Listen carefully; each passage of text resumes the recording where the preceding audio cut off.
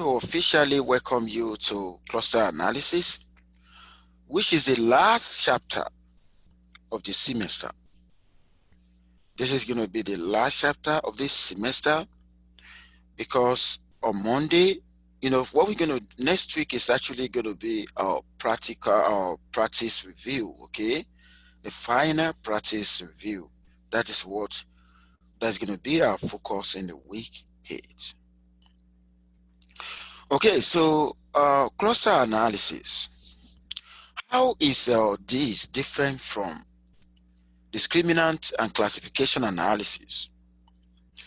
If you look at this discriminant and classification analysis, we know the groups in advance. We know the group to, to split the items or in individuals into, in advance. Okay, and you know what? In the cluster analysis, we are also doing what we call classification, but only that some individuals that are similar we actually be put in a particular group. Okay, so and that was why we said the goal is that we group individual units into subsets.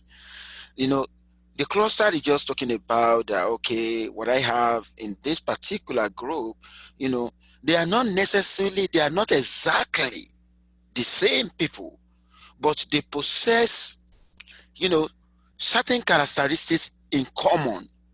And that is the reason why they are grouped into that particular group. Okay. And you know what? We're able to put a group of individuals into a particular group, based on certain kind of variables that we have measured on them. And that was the reason why we say, okay, you know what? A, B, C, and D, you have to be in that group. J, H, and Z, be in the other group. And the reason why we are putting you in those groups is because of the fact that we've been able to examine, we've been able to investigate certain variables, and we realize that you guys should be together. Okay? So, like I said, groups are not known in advance. We don't know the group to put them in advance, okay? And that will actually be determined in the course of experimentation, okay? So this is quite different from what we do in discriminant analysis, where we already know the group to split individuals or items into. And you know what? The principle behind the cluster analysis is that the grouping made, the grouping that we're talking about will be made in terms of similarities. And when I say similarities, we're actually going to be looking at the distance of variable between individual units.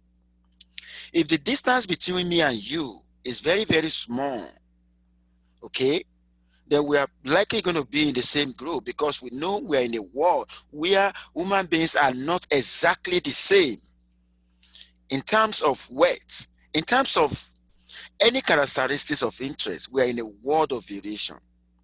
But you know what? If the distance between me and you is very small, then we can be in a group. We know that there's a difference between us, but the difference is not that very much pronounced. And that is the reason why we're actually going to be looking at the measures of distance right here.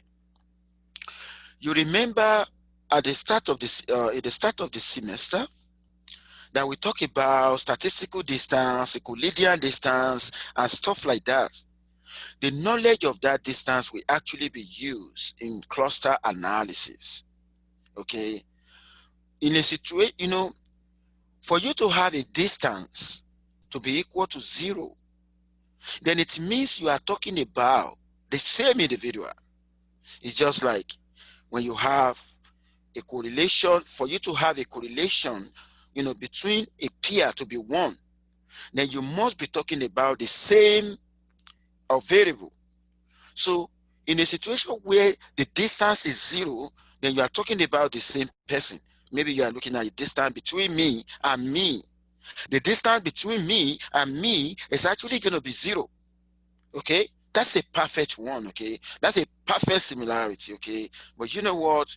We don't We don't, when you are considering between, two items, because no two items are going to be the same.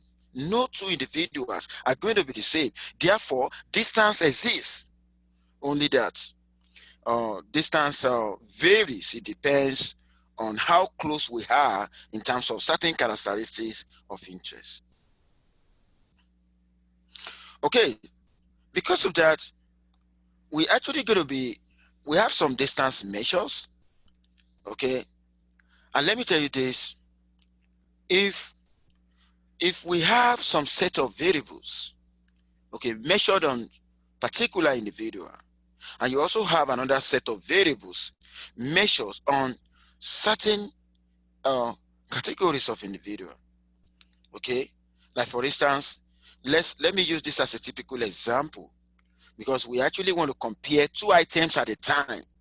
We want to compare two individuals at a time. Okay, and you know what? On each individual, we got measures of variables on each individual.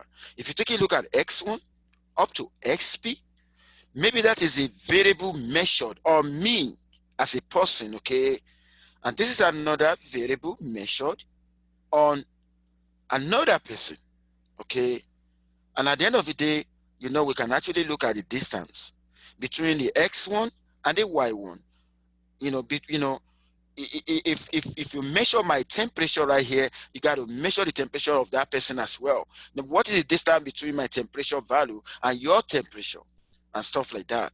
Okay, so, and for Euclidean distance, this is the formula. Okay, why do I have summation here? Because I'm actually going to sum, the square of the distance, okay, between it, between the pairs of variables. Okay, so you can say this is Euclidean distance, and I'm going to find the square root of that, and this is how to write that in matrix form. Then there's also what we call statistical distance. I think I walk you through something like this the other time. Are you guys hearing me? Yes. Okay. You remember we did something that has to do with Euclidean distance, statistical distance, and stuff like that. Okay. So I'm just trying to remind you of that, so that you will be able to appreciate them because we're going to be using them in cluster analysis. Okay. Because it's about distance measures. Okay. So this is a statistical distance. Okay, and we are A right here. We actually going to be inverse of variance covariance. Okay, and it has to be and that was why I said problem, when group are not and it's going to be problem when group are not defined. Then we have a Minkowski distance. Then we have a measure based on non-negative variables. We got a Canberra, and we got Sekanowski. Okay, so this is just to tell you, just to show you the different kind of distance measures, okay, that we actually have. Okay, and I'm actually going to be telling you the one we actually going to be using. Okay, so that is similarity measures. Okay, so when you talk about similarity measure, you are actually going to be measuring distance. If I want to know whether I'm similar to you, then what is our distance? Distance in terms of the variable of interest. Before a patient, if a doctor have, a group number of patients, okay, and this doctor has measured some variables, BP, maybe the blood pressure, the eye, the weight, and so on like that, of several individuals. This particular doctor can actually compare similarity, okay, between a particular patient and the other patient. And if he really want to do that, then you need to, put into consideration the distance between the blood pressure of this person and the blood pressure of the other person. The COVID-19 that is affecting people in the whole world right now, it affects individuals in different, in different ways. Okay, there are some individuals, depending on the immune system, depending on the body chemistry. Okay, there are some individuals that the COVID-19 will actually affect and actually bring down to the essence that they cannot really talk. Talking may be very hard for them, but there are some individuals who have, you know, uh, who have actually beaten the COVID-19, where it affects them, but it don't really affect them a lot. Okay, just to be able to tell you, distance actually occur, in individuals. Okay, but before we can group people into the same group, it's not as if their distance is zero. Okay, even if they are grouped in this, if certain individuals are grouped together, it's not as if their distance is zero. But what we are trying to say is that, the distance between them is not very much pronounced. Okay, that is why they can actually be grouped together. So like I said, we're actually going to be making use of this measure on, in be able to figure out how we can actually partition individuals into some set of groups.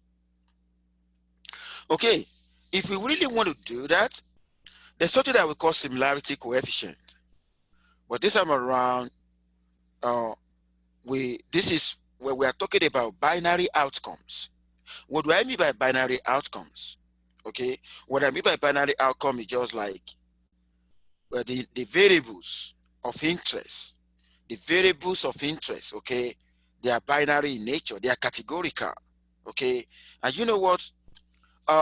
If I want to talk about two units, okay, now if you take a look at what I have right here, if I have two individuals, okay, if you take a look at this is one and this is one, okay, that's a match.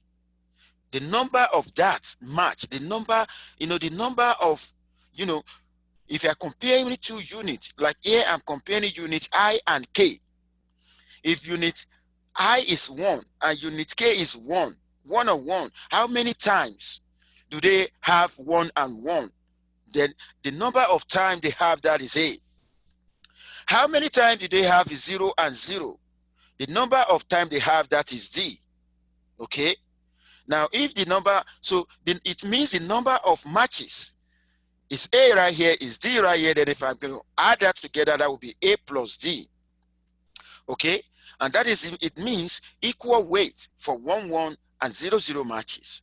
Okay? So now I'm going to add A to D, then I'm going to divide by the total number. The total number is P, which is A plus B plus C plus D.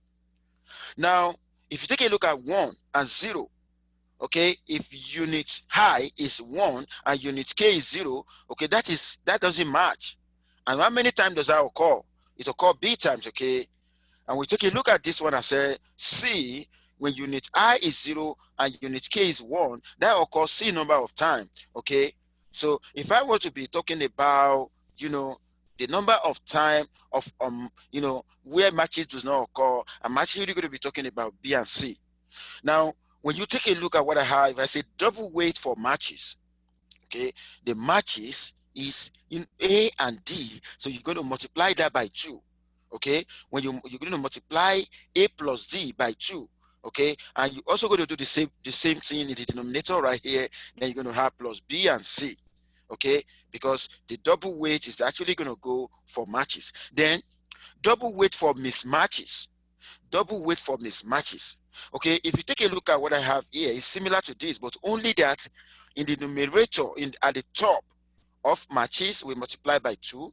But at the top of mismatches, you don't multiply, at the top of in the air, you don't multiply this by 2 because this is a match. A plus D is a match. But the only one that you're going to multiply by 2 is B plus C. And what is B plus C? The B plus C is mismatch. Okay? The B plus C is actually mismatch. So this is a double way. That's why we got this formula right here. Then no 0, 0 matches in numerator. Okay, when I say no 0, 0 matches, okay, no 0, 0 matches means I'm only focusing about 1, 1 matches. Okay, the 1, 1 matches, 1 and 1 matches is A. and the proportion of that is going to be A divided by P, okay? So this is like saying no 0, 0 matches. If there is no 0, 0 matches in the numerator, then we are actually talking about 1, 1 matches. Then no 0, 0 matches removed. No 0, 0, I'm sorry, 0, 0 matches removed.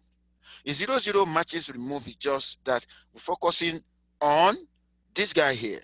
But this time around, it's actually going to divide our A plus B plus C. Now, let me tell you this. All formula, what we have here are standard formula. They are standard formula, okay, for similarity coefficient for binary outcome on 2 units. Okay, these are standard formula. It now depends, for you to be able to use them, it now depends on what we are talking about.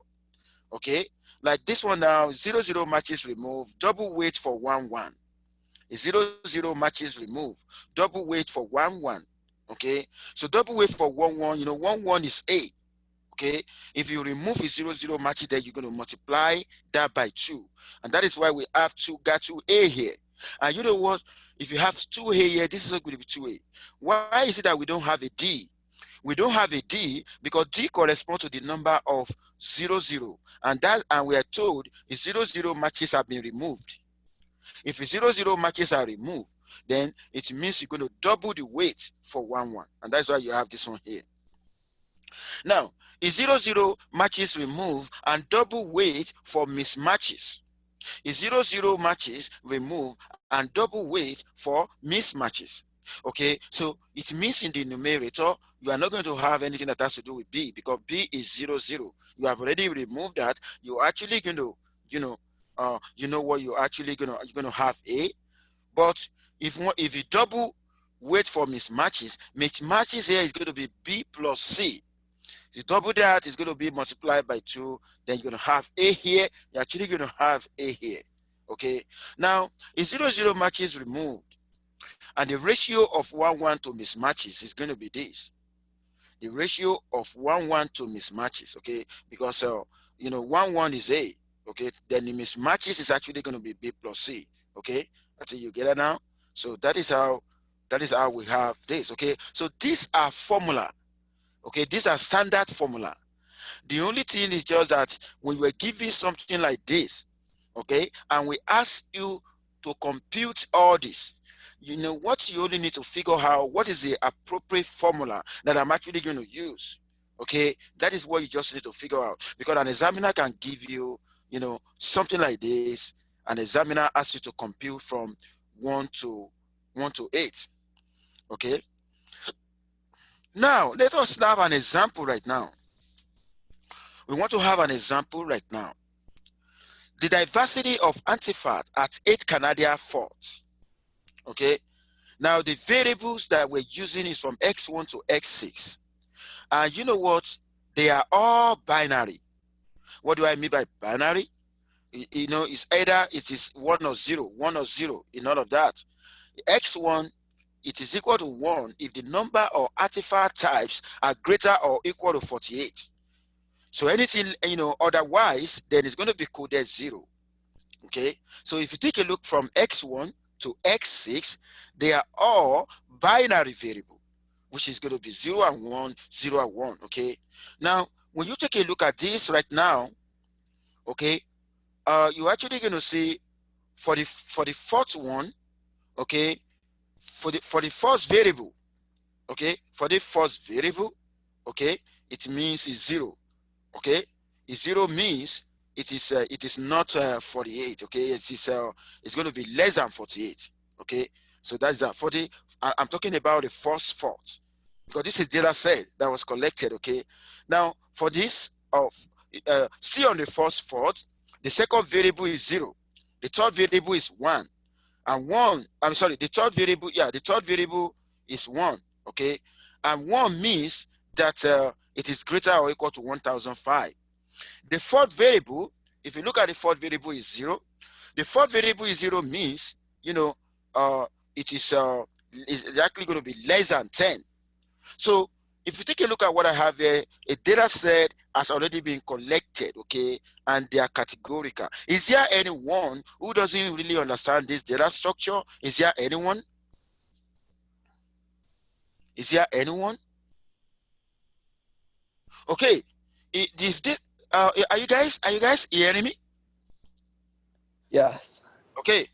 Now, this is a data set that have been collected. Okay, they are, combination of 1 and 0 because this is the variable. Okay, this is the variable of interest. Okay, now what we want to do right now is to be able, if you are given something like this, an examiner asks you to obtain similarity matrix.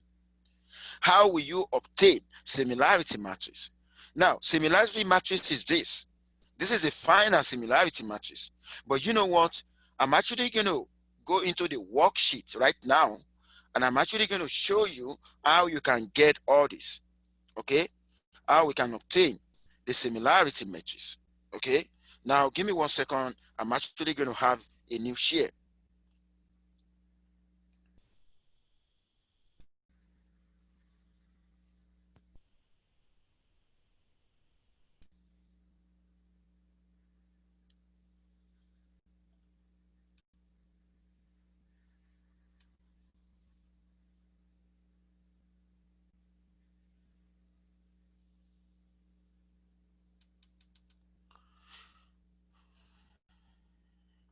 Yeah, it's loading right now.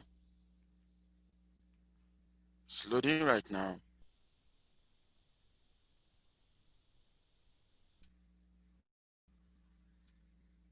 Okay. Now, it's already loaded. I'm actually going to share that now.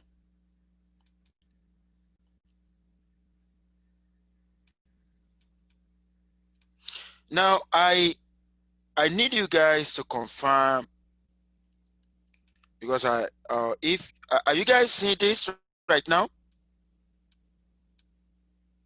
Yes. Okay, thank you so much. Now, this is my data, right? You know, uh, the the data set that you're given is this. Okay, we have 8 Canadian forts, right? Against 6 variables. Okay, now we want to compute similarity index. If you want to do similarity index, you're actually going to be comparing 1 and 2, 1 and 3, 2 and 3, and so on like that. You're going to be comparing this. Now, I'm going to show you an example right here. If I want to compare 43 and 44, if I want to compare 43 and 44, okay, I'm actually going to write, you are going to compare not only 43 and 44. Let me tell you this.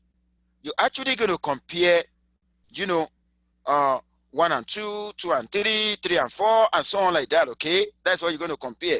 You can only compare 2 forts at a time. If you compare 1 and 2, you don't need to compare 2 and 1, because 1 and 2 and 2 and 1, they're going to be the same, okay? If you compare 5 and 6, you don't need to compare 6 and 5, because 6 and 5, the distance between 6 and 5 is the same distance between 5 and 6. Now, what I'm trying to show you right now, for 3 and 4, for 3 and 4, now, this is what you're going to do. You're going to write 44, you're going to write 1 and 0 here, 43, 1 and 0 here. Now, how many times do they have 1 and 1? Let's go to 3 and 4. How many times do they have 1 and 1? I want you to look at that. This is what I'm comparing. This is 3 and 4, right? How many times do they have 1 and 1? 1, 2, 3. Can you guys see that? Yes. So how many times do they have 1 and 1? Okay, that is matches. How many times do they have 1 and 1? I'm considering for 3 and 4 right now. So this 1 and 1. So this is 1, 2, 3. Okay, they got 1 and 1 3 times. Okay, 1 and 1 3 times. I'm going to record 3 right here. Okay, because I'm considering 1 and 1. Okay, so right here, I'm only considering 3 for 3 and for 4. I'm going to consider all of that. Okay, I'm just giving an example of for 3 and for 4. Now, the next thing I'm going to ask, when for 3 is 1 and for 4 is 0, how many times? Let's go. For 3 is 1, When 43, look at that. When 43 is 1 and 44 is 0, let's see. Oh, it's only right here. Look at that. When 43 is 1, this is 43, and this is 44. When 43 is 1 and 44 is 0, okay, that occur only one time. Okay, this is the only time that it occur. Okay, then I'm actually going to record 1. Can you see that now? Now, when 43 is 0 and 44 is 1, how many times? When 43 is 0, 43 equal to 0, 43 is only 0 here, but 44 is not 1. 43 is 0 here, but 44 is not 1. Then it means there is no that situation where 43 is 0 and 41 is 1. That is why I recorded 0. Okay? Now the last thing that I'm actually going to do, where 43 is 0 and 44 is 0. Let's go. Where 43 is 0, 43 is 0 here, and 44 is 0. 1. 43 is 0 here, and 44 is 0. 2. How many times? That will be 2 times. Then I'm going to put that here. Okay, sorry. I'm going to put that. That was why I put 2. Can you see that now? That was why I put 2. Now, you remember what I was showing you before. Okay? About, this is going to be A. You remember? And I said this is going to be A. Okay? This is going to be A. This is going to be D. So this is going to be D. This is going to be B. This is going to be C. You remember? Now, if I want to know the total number of similarity index, the total number similarity index is now going to be 3 plus 2. Okay? 3 plus 2. And that is what I have here. And what is the total number? What is the total number here? Okay? When you look at the row, 3 plus 1 is going to be 4. 0 plus 2 is going to be 2, right? 4 plus 2 is going to be 6. This is the grand total. Okay? Therefore, the similarity index for that is going to be 5/6. Is there anyone who doesn't understand how I figure out similarity index for 3 and 4 to be 5/6? Is there anyone? Before I go into the matrix, is there anyone? Can you guys hear me? Yes. Okay. Please, I need you guys to talk, or if it's either you talk or you say the chat, because if there's any area you don't really understand, I'm actually going to explain to you. Now, is there anyone who doesn't know how I got the similarity index of 5/6? Is there anyone for 3 and 4? Is there anyone? Okay, now silence implies that you guys are good. Now, let me know. This is 5/6 that I got here is just for 5 and 6. If you want to set up your similarity index, this is what you're actually going to do. You're going to write 41, because we have 8 fourths. You're going to write 41 to 8 and 41 to 8. Of course, the similarity index for 1 and 1, okay? The similarity index for 1 and 1 for the same number is actually going to be 1, 1, 1, 1, 1, 1, 1, or 2, okay? We're not talking about distance this time around. We're not talking about distance, okay? We're talking about similarity index. There's a difference between the similarity index and the distance, okay? What we're doing right now is just the similarity index. So now 1, 1, 1, 1, 1, 1. Now, how do I go 5/6? Okay, the 5/6 here, okay, when I consider 41 and 42, just like the way I consider 43 and 44, the similar way that you consider 43 and 4, you're going to consider 41 and 2. Okay, look at 41 and 2. If you want to consider 41, this is 41, this is 42. Okay, now how many times do we have 1, 1? Okay, let's see. Okay, for 41 and 2, how many times do we have 1, 1? That is going to be 0 time. Okay, how many times do we have 0, 0? 1, 2, 3, 4, 5. Can you see that now? That is 5 for 41 and 2. And that is the reason why for 41 and 2 it's actually going to be 5 over 6. Look at that. That was why I got 5 over 6. Okay? So for 41 and 2, and you know what? When you have 41 and 2, you don't need to do, when you have a 42 and 1, you don't need to do 41 and 2 because it's the same figure. Okay? And that's why I only consider the lower triangular. Okay? Everything that I'm going to have here is also going to be the same. Okay? Now, take a look at that. Okay? Now, this one is like for 3 and 2. Now, is there anyone who doesn't understand how I set up the similarity matrix? Is there anyone who doesn't understand? You're going to do a lot. You're going to be comparing them one at a time for you to be able to have what I have right here. Is there anyone who doesn't understand how I formulate the similarity matrix here by comparing 2 fourths at a time? Is there anyone? Okay, do you know that you can be given a data set in the exam and the examiner can ask you to figure out this? Okay, you can be given a data set in exam, a data matrix, and examiner asks you to obtain the similarity index.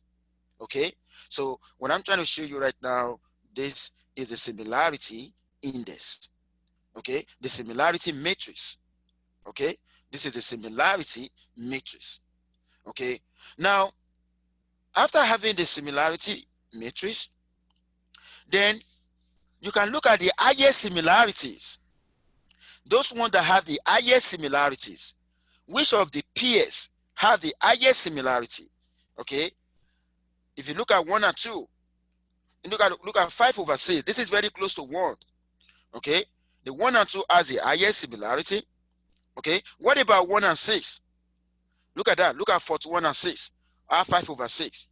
Okay, what about 2 and 8? What about 2 and 8? Okay, what about 3 and 4? Okay, so take a look at 3 and 4. Okay, can you see that now? So those ones are the pairs of highest similarity. What about 3 and 7? Okay, what about 3 and 7? You know, anywhere you see 5 over 6, 5 over 6, 5 over 6 is the highest probability here. Then you just need to tell me the pair of thoughts that correspond to the highest. And those are the highest similarities, okay? Those are the highest similarities, okay? Is there anyone who have a trouble time getting the highest similarities? Is there anyone? Is there anyone who have a trouble time getting the highest similarity? Is there anyone?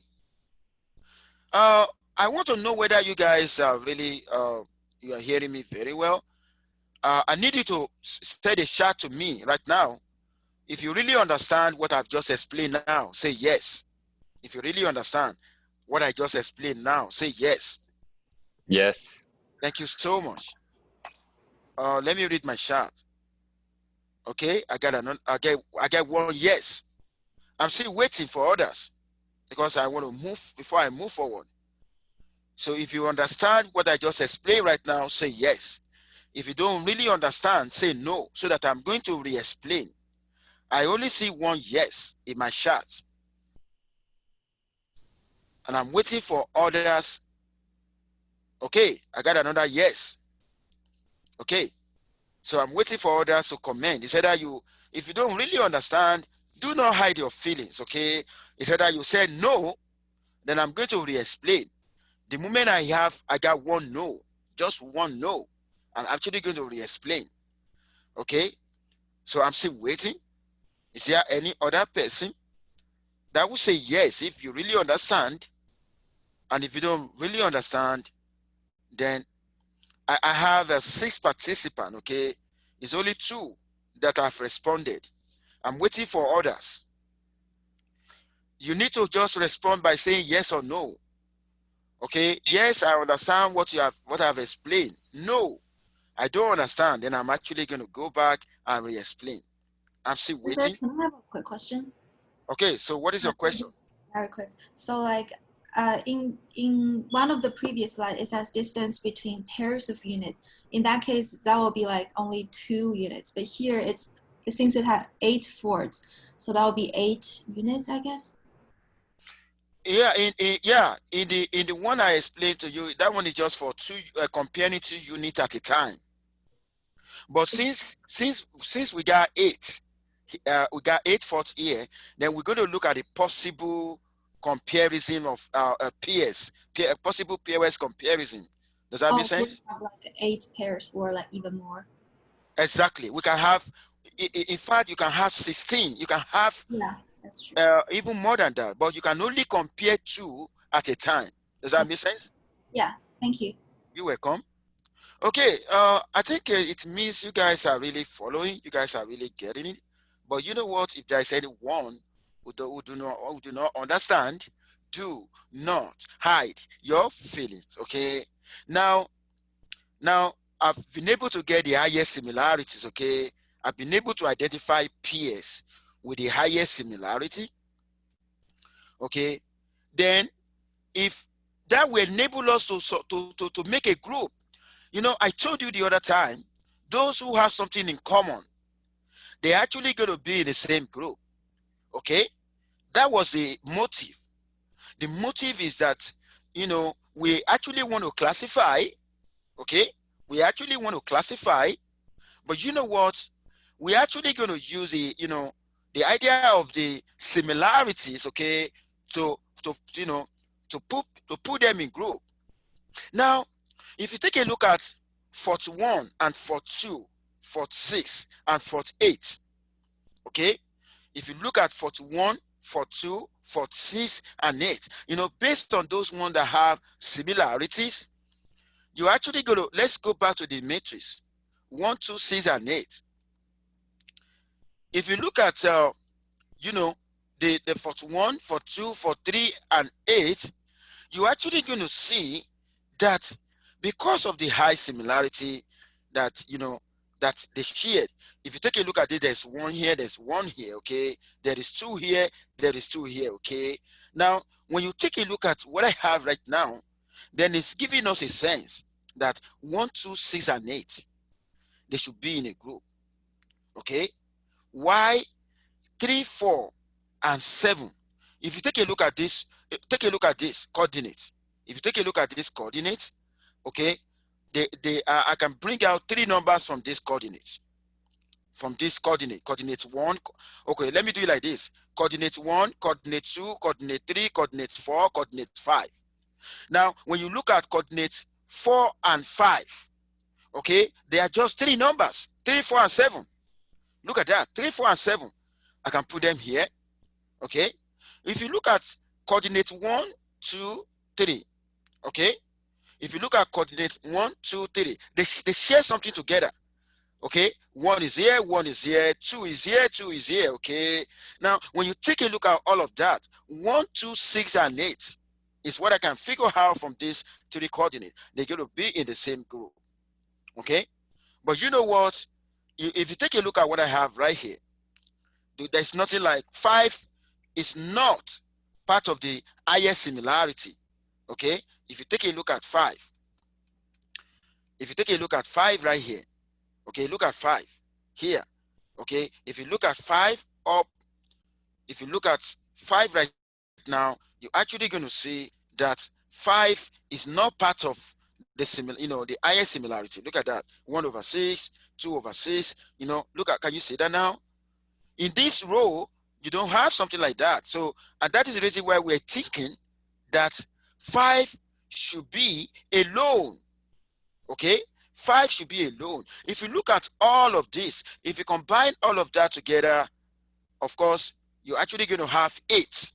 It means the 8th fort, has been partitioned into 3 groups.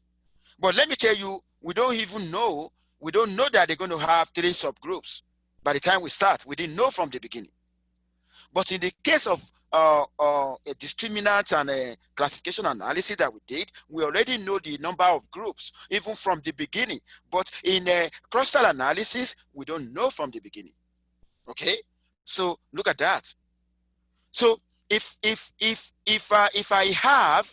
from the highest similarity, I'm able to produce the first two groups, then the remaining number that is not there, you can see 5, it is only 5 that remains, then that 5, that number will stay alone.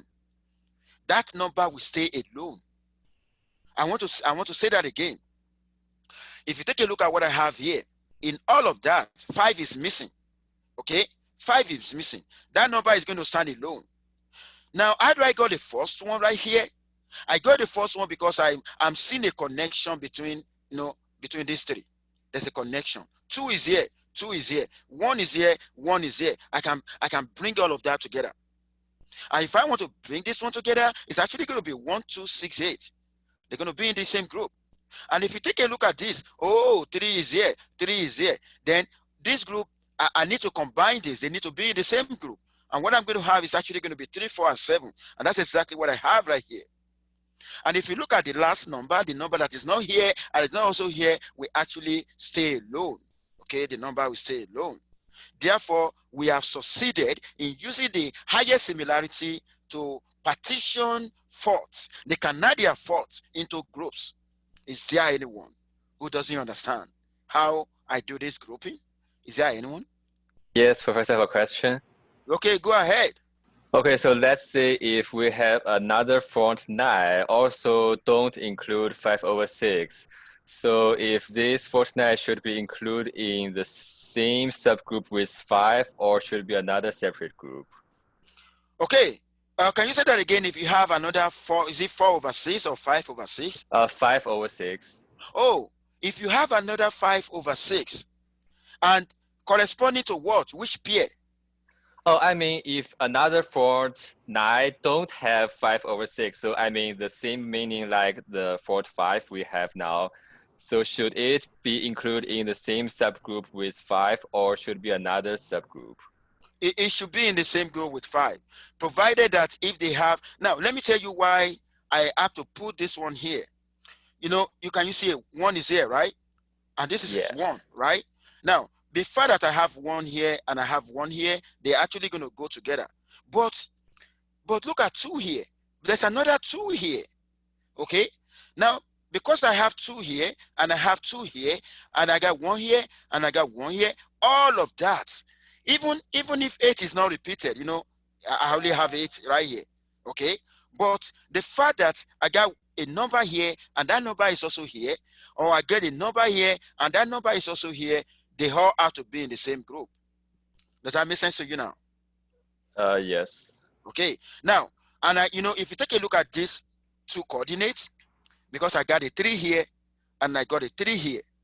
Okay. Since I got a 3 here and 3 here, of course, all of that, they have to be in the same group. And if I want to put them in the same group, it's just going to be 3, 4, and 7.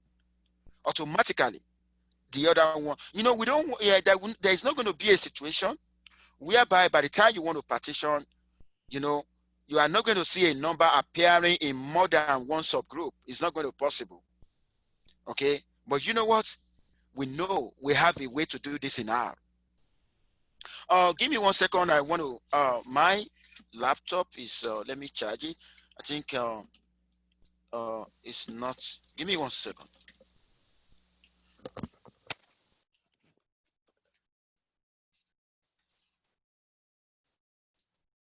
Okay, I think I should be fine now. Yeah, can you guys hear me now? Yes. Okay, thank you so much. So that is exactly what I'm just trying to, that is what I'm trying to say. Okay, now the similarity measure. So let me just go to, I'm going to go to the lecture material right now. Okay, let me go to the lecture material before I come right here. So I'm going to, now, what have you been able to achieve right now?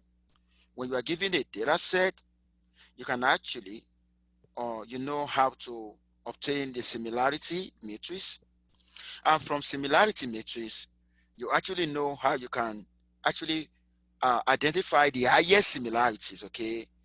And when you identify the highest similarities, we are actually talking about the, the highest probability, okay? So if you identify the pairs with the highest similarity, that will enable you to do the grouping, okay? That will enable you to do the grouping. Now, that is not the only thing we do in cluster analysis. In cluster analysis, I'm actually going to show you something again.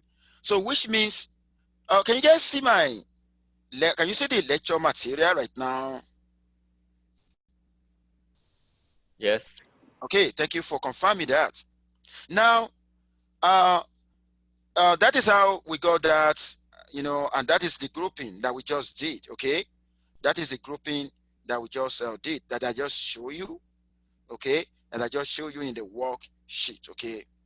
Now, another thing that I want us to talk about is, before I talk about this, now, similarity and association for variables. Do you know that we can also talk about association, okay? Just like, we want to measure relationship, okay, for variables, okay?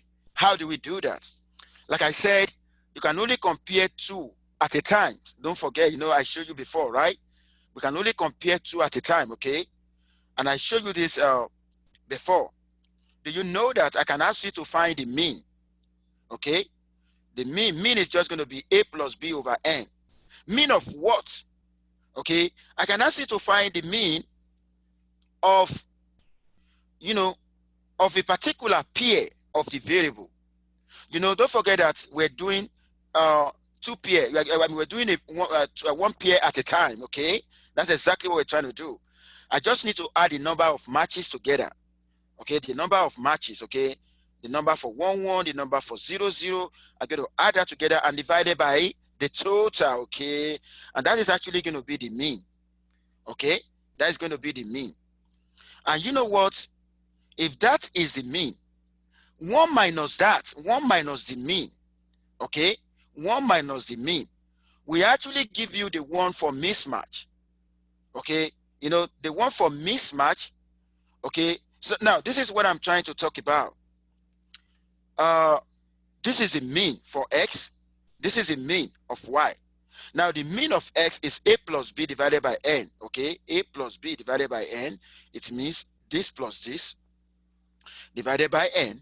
And the y bar is a plus c, okay, divided by n.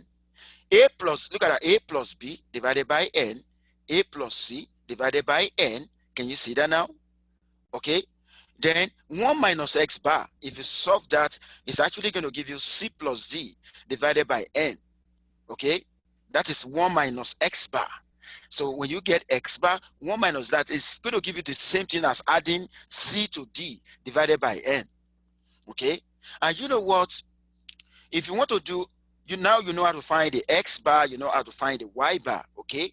Now, how do we find the sum of square, of the deviation, okay? Now, you don't need all this. This is just a derivation, but this is the final formula you're actually going to use, which is a plus b multiplied by c plus d divided by n. So what I just need from you right here is just for you to be able to know the formula, okay? This is the sum of square deviation for the, sum of square deviation of the mean of s for that of y. Can you see that now? And you can do the sum of square product for that, okay? For the sum of square product, this is the formula. Now, if I have if I have that and I can find the correlation, you remember that correlation is just going to be the sum of square product, okay, which is this guy here, okay, divided by the square root of the variance, okay, this one multiplied by this one. Look at that. That's what we have here.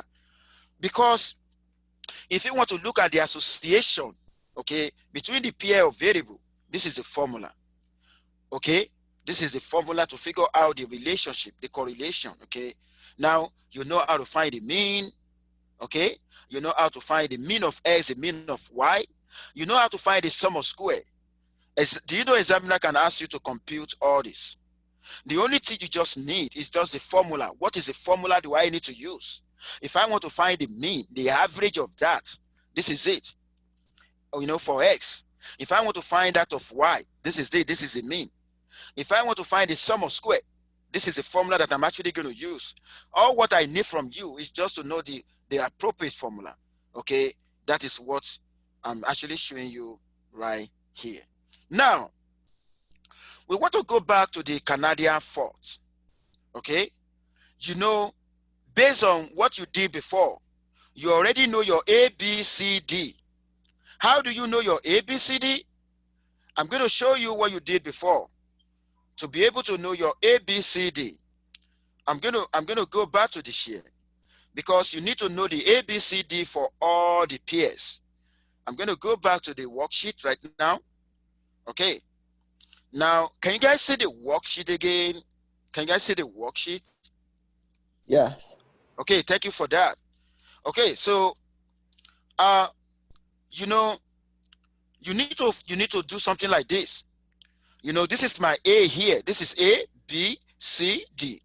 Okay, it means for 3 and 4, I know my A, B, C, D.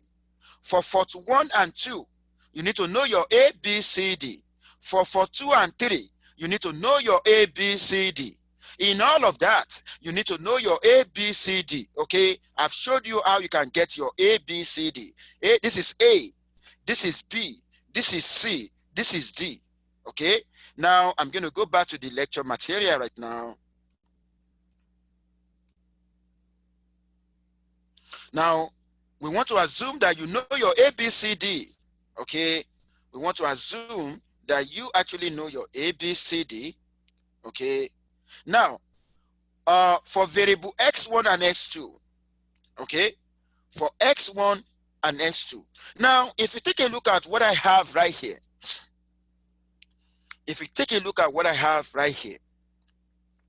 we are no longer talking about fault, but we are talking about the, the variable. You understand what I mean? And this is what I'm trying to talk about. Okay, if you take a look at x1 and x2, you're going to see that everything that you have right here is from x1 to x6. Okay, it's from x1 to x6.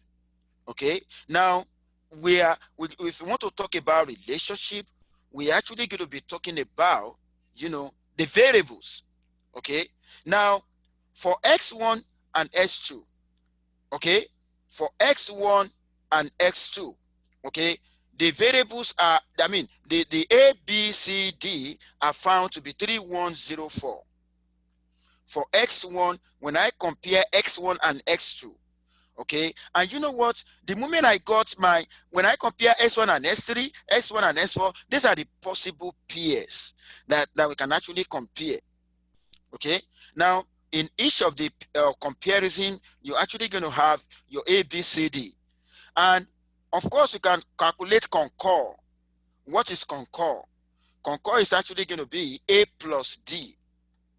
Okay, concur is going to be A plus D. So 3 plus 4 is 7. So now A plus D is concur. Then you're going to get AD minus BC. Okay, AD is just going to be 3 multiplied by 4. Okay, that is 12. Then minus B multiplied by C. And the moment you get your A, B, C, D, you'll be able to compute the correlation here. And what is the formula? Because the formula of correlation is in ABCD. Look at that. The formula of correlation is in ABCD. Now, let me tell you this. If you really want to do the variable, okay, the similar way you do the fault, let me tell you that when we're doing the fault the other time, okay, we have 8 faults against another 8 faults. Similarly, we're going to do 6 variable against 6 variable. Okay, 6 variable against 6 variable. But you know what? When you do 6 variable against 6 variable, we are not going to do x1 against x1. Okay, we are not going to do x1 against x1. We are not going to do s2 against s2 because they are the same. So these are the possible pair. When I do s1 and s2, I'm not going to do s2 and s1. Okay, now this is all the possible pairs. Now here is just for x1 and x2. And if you want to set up that, this is what you need to do. If I have, for instance, if I have x1 and x2, okay, I need to compare how many times do they have 1 and 1. How many times, this A is the number of time, that two pairs of variable as matches 1 and 1. How many times do they have, how many times do they have a situation where S is 1 and Y equal to 0? That would be B number of time. When S is 0 and Y is 1, that would be C number of time. When S is 0 and Y is 0, that would be D number of time. So you need to make use of this table, for the comparison for X1 and for two particular variable. And that's exactly what we have done to be able to arrive at this. And the moment you arrive at this, okay, you'll be able to obtain your concord, and you'll be able to obtain AD minus BC, and that way then you'll be able to obtain the correlation. Now, you're actually going to see in the formula right here, you can see AD minus BC is the numerator. Can you see that now? AD minus BC. Okay, so the AD minus BC is the one that we just computed right here. AD minus BC, okay? Can you see that now? And that's exactly what we have. Can you see that now? So then from there, you make use of the formula. By the time you make use of the formula right here, then you'll be able to get, so this will give you the correlation between any pair of the variable, okay? These are the correlation right here. So what we're doing right here is just to measure the association. Is there anyone who want to ask question? Professor, what do we call this table?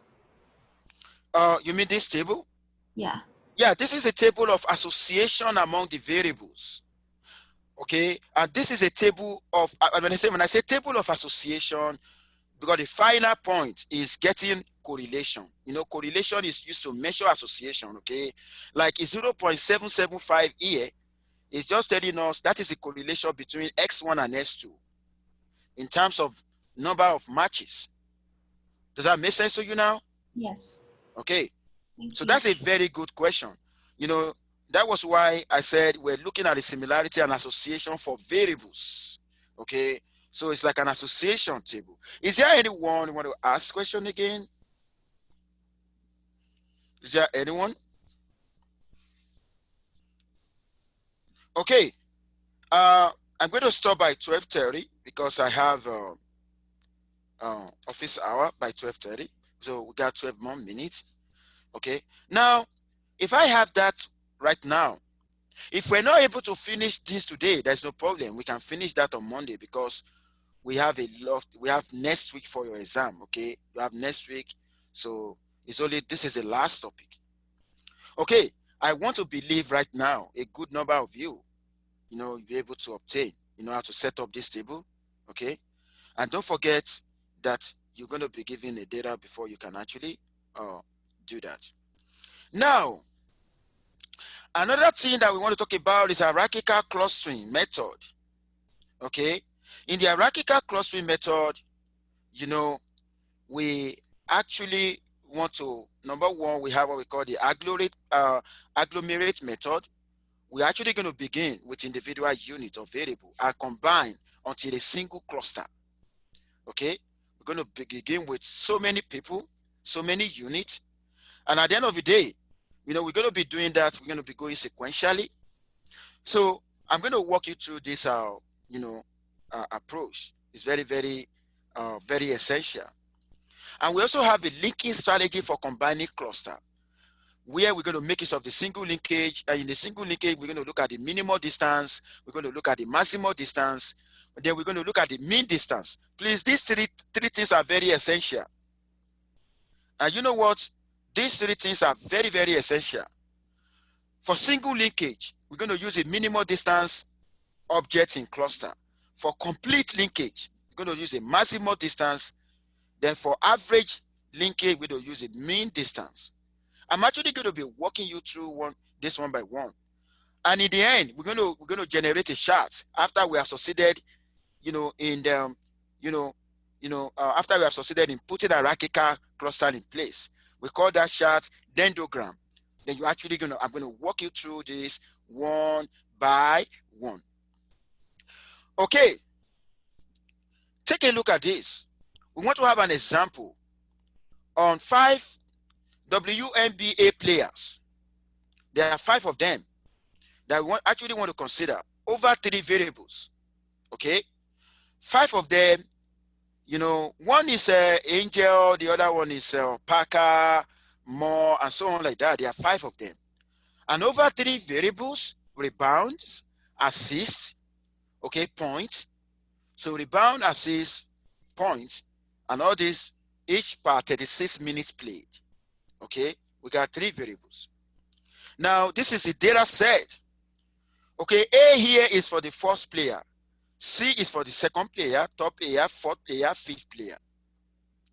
And of course, this is the rebound. This is the data on the, this is rebound, you know, per 36 minutes, okay, for them. This is the assist, and this is the point. Okay, do you guys understand the data set now? In case you are giving this for 5 players, and you are asked, these are 5, you know, WNBA players, you know, they are basketball players. Okay, we actually want to see, based on these 3 variables, we actually want to see whether we can actually construct, we can construct a hierarchical cluster. Okay, what we need to do, we need to find a matrix of distance. Matrix of distance. How do we form a matrix of distance? You need to first write distance. You need to write A to T. You know, you put the players here and you put the players here. Okay, so the same set of players here, the same set of players here, because we want to be comparing them. Can somebody tell me, why do we have 0 for A and A, for C and C, for M and M, for S and S, for T and T? Why do we have 0? Can somebody tell me? Why do we have 0 in terms of distance? Okay, go ahead. Distance of one point with itself is 0. Good job. Send a message to me for extra credit. Okay, because the distance between particularly Angel, the distance between Angel and Angel is actually going to be 0. Okay, and you know what? If you want to find any of the distance, you're going to make use of the formula right here. Look at the formula here. Some of you have seen this formula before. Okay, so can you see that now? Okay, so if you take a look at the example that I did right here for you, it's just to measure the distance between M and S. Okay, and you know, if I want to talk about M and S, the distance is 7.2826. That is what I found right here. You're going to use this formula to determine for all of that. Is there anyone who doesn't understand how to come out with a distance matrix? Is there anyone? Is there anyone? So this is a distance matrix, and this is the formula that I'm actually using. I just show for S and M right now. You don't need to compute this. What, you know, why is it that these are missing?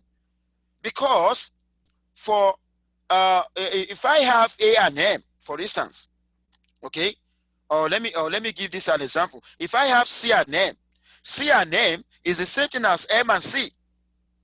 Okay, so C and M, if you take a look at this right here, this is C and M is 3.8521. If I want to do M and C, is it going to be the same? So I don't necessarily need to write all this. I can be triangular, no problem. Okay, do you know that examiner can ask you to set up this, a distance matrix, where you are giving 5 individuals? You know, the 5 people that you give right here, they are you know, they are sporting people. They play basketball. You could also do this in medical line, where you got 5 patients, and where you are trying to compare whether you know, their level of improvement, to see whether they got something in common or not, or whether they are far apart in terms of distance, whether they are distance apart in terms of certain variable that you measure. Okay, because that will enable you to partition your, you know, your patient into some set of group, into subgroup. That, okay, this set of my patient, you know, they are more or less in the same group. Okay, now this is the first thing you're going to do. I believe everyone understands how to set up this right now. Now, when you set up that one now, When you set up, this is the one we set up, right? This is the one we set up. The next thing that we're actually going to do is this. I told you something the other time. The strategy that I'm actually using here is minimal. Let me take you back. I want to do a single linkage. Okay? For single linkage, I'm actually going to be using the minimal distance. If I want to do a complete linkage, I'm actually going to be using the maximum distance. If I want to do average linkage, I'm actually going to be using the mean distance. Now, what I want to do right now is actually going to be the minimum, okay? Because I'm working on what? Single linkage. Does that make sense to you now? Now, this is the data set we're given. This is the distance that we've just obtained right now. The matrix distance that we just obtained right now. Now, the next thing that we're actually going to do, we need to identify which of the players, which of the pairs of the players have the minimal distance. Which of the pair of the player have the minimum distance? It is this guy here. Look at that, 1.7704. That is a minimum. I'm not talking about zero. You are not going to, zero is not there. Okay? Zero is the distance between the same person. You are not going to count that. We're talking about two distinct individual players. Okay? So this guy here, C and A, is a minimum. Can you see that now? And if it is a minimum, then we need to match that. We need to match them together. We need to match AC. Okay? Look at that. In this table now, we have already matched. We're going to match